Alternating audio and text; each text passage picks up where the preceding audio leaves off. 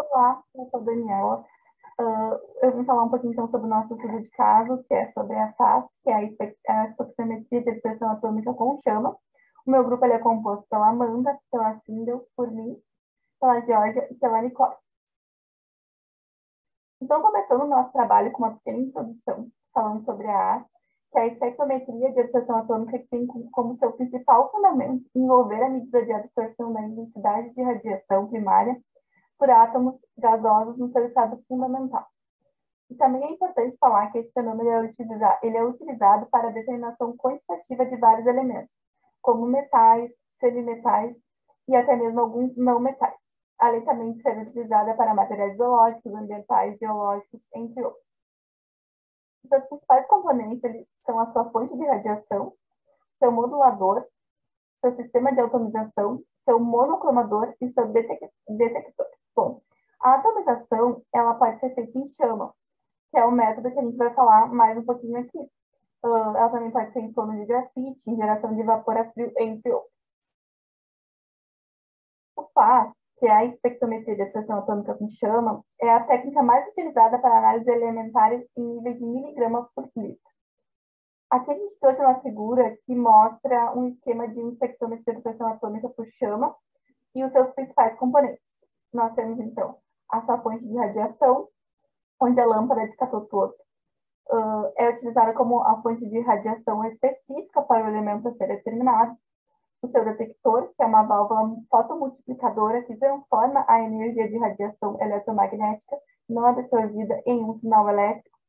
Temos o seu monocromador, que seleciona o comprimento da onda de interesse das linhas emitidas pela fonte de radiação. E o seu atomizador, que é onde fica a chama, e onde são gerados os átomos gasosos no seu estado fundamental, onde acontece a absorção da radiação de comprimento de onda e onde ocorre a determinação da concentração do elemento de interesse.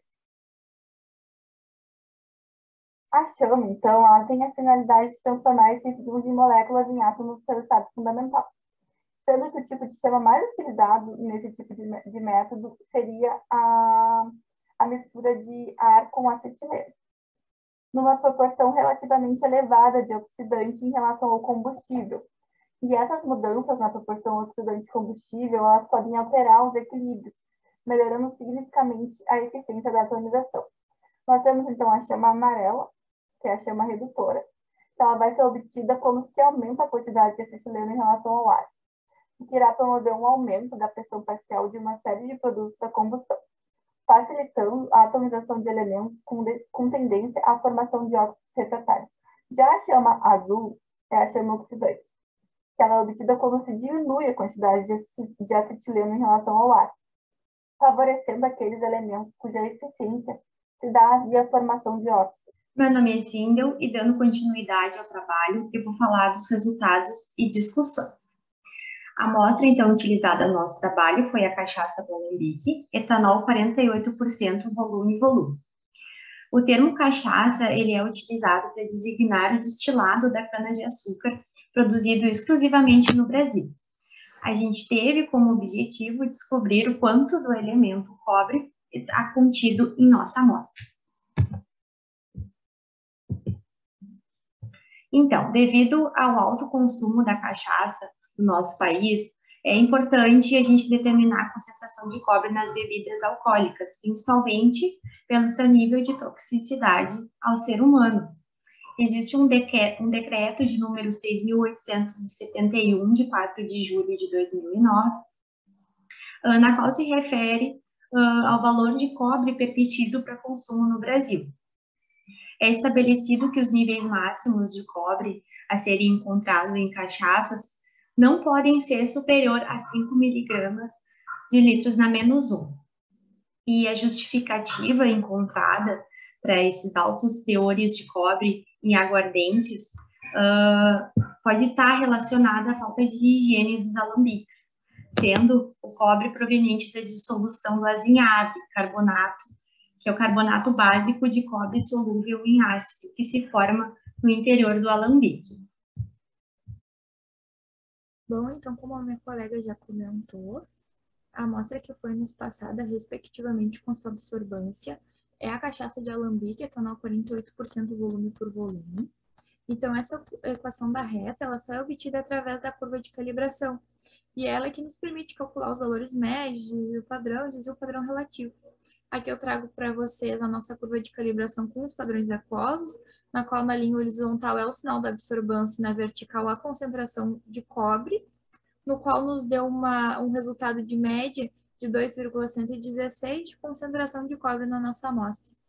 Já aqui no próximo gráfico, a nossa curva de calibração já com ajuste da matriz, onde a nossa média resultou em 1,146 de concentração de cobre na amostra. Então, a nossa curva de calibração, ela faz uma relação entre a concentração, que é conhecida, com o sinal dado pelo equipamento, a nossa absorbância. Percebe que nos casos em questão, tanto a nossa curva de padrões aquosos, como a nossa curva de ajuste da matriz, elas apresentaram uma característica linear. Quanto maior, então, a concentração, maior o sinal, maior a absorbância. De acordo, então, com o decreto, a nossa amostra está dentro dos padrões permitidos para consumo, que seria de 5 miligramas por litro na -1. Então, entre as dificuldades encontradas na espectrometria de absorção atômica, as mais sérias recaem sobre as perturbações causadas pelas espécies químicas que acompanham a espécie de interesse a ser determinada na amostra, né? Considera-se, então, perturbação toda e qualquer modificação na absorbância considerada para uma dada concentração do elemento de interesse devido à presença do meio sujeito à análise. Então, paralelamente a isso, fala-se do efeito de matriz, que é resultante de efeitos provocados pela matriz sobre o elemento a ser determinado. Esse termo é naturalmente empregado quando a causa da perturbação, então, é desconhecida. Já as perturbações específicas são aquelas, então, que causam uma modificação na atomização. Nessas condições, então, vai ser preciso recorrer à especificidade do comportamento de um elemento na presença do outro.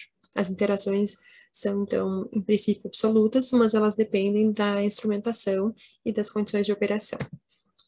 As interferências são fatores limitantes, então, das seguintes características analíticas: exatidão, sensibilidade e precisão. Quanto à exatidão, a inexatidão, então, provém de erros sistemáticos causados pelo preparo inadequado de soluções analíticas, não se considerando, então, a possibilidade de interações. Quanto à sensibilidade, as interações frequentemente vão diminuir a sensibilidade. E quanto à precisão, as interações podem afetar, então, tanto na repetibilidade quanto na reprodutibilidade das medidas. E quanto às interferências na absorção atômica, então, elas são divididas nesses 3 grandes grupos, Quanto às interferências espectrais, são aquelas que resultam, então, das superposições das raias ou de bandas de absorção ou de emissão. As interferências físicas, então, são causadas por modificações nas propriedades físicas das soluções, que vão produzir, então, uma variação na quantidade de solução nebulizada na chama. Esses efeitos são considerados não específicos e eles, independem do elemento que está sendo determinado. E as interferências químicas, então, é a este grupo que pertence as interações. Os efeitos são específicos, são governados, então, pela composição química das amostras, são todos os efeitos causados por reações físico-químicas que afetam na atomização. As perturbações causadas, então, pela ionização vão ser classificadas como químicas, uma vez que esse efeito não é unicamente térmico, mas ele vai ser, então, influenciado pela composição química da amostra. Considerações finais da FAS. O volume alto de amostra não apresenta elevada sensibilidade. Eu consigo analisar só 1 miligrama por litro, então ela não apresenta bons limites de detecção. Somente amostras líquidas. A análise monoelementar, eu consigo analisar somente um elemento por vez e apresenta faixa linear relativamente pequena. No FAS eu não consigo espaçar muitas concentrações da solução padrão para construir a curva analítica. Ele não tem uma boa resposta linear para uma ampla faixa de concentração. Porém, a FAS é uma análise rápida, precisa e com poucas interferências quando comparada com outras técnicas. Nossas referências bibliográficas. Nosso muito obrigada.